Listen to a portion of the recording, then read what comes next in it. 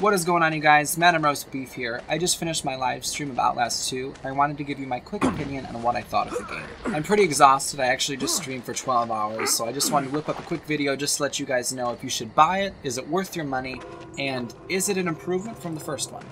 Well, I should start off by saying yes, yes, and yes. It is an improvement on the first one. The game mechanics, the AI, the map layout, the story, and everything it's just improved. Even the graphics. And I remember cracking open Outlast 1 all the way back in, I think, 2013 when it was released, and being blown away with how beautiful the game is. And it's amazing to see that Red Barrel was actually able to carry that sense of, wow, look at this, over in the sequel.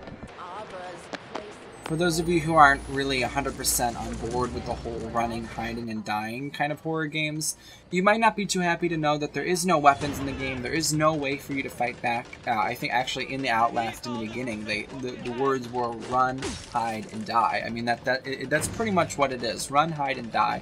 But the cool part about the sequel is they give you more options in hiding. There's actually a strafing mechanic, which took me a little bit to understand and figure out, but once you get it working, it works really well. And overall, the mechanics just seem more polished. Opening doors is a lot smoother. Hiding is a lot smoother. Running is a lot smoother. And overall, everything just works a lot better. Now to the important part, the scares. Is this a scary game? Yes.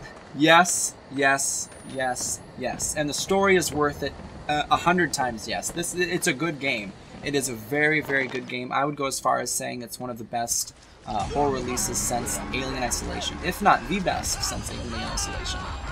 While the game's story may be confusing and you might find yourself dazed at a couple parts, it's, in a weird way, very rewarding to the story, and it makes the player very confused, but in a good way. It's hard to explain, but it sort of complements this the intensity of the fear. It helps switch you between maps and different locations, and it works really, really well. Another thing that I enjoyed thoroughly about the game was the story. I don't want to get too much into it, but I will say, if you enjoyed the story of Outlast 1, you will enjoy the story of Outlast 2. They aren't really related from what I saw at first glance. I'm sure there might be similarities, might be hints dropped in and Easter eggs littered throughout the whole thing, but they aren't. It's pretty much a completely different story, and it works and plays so well.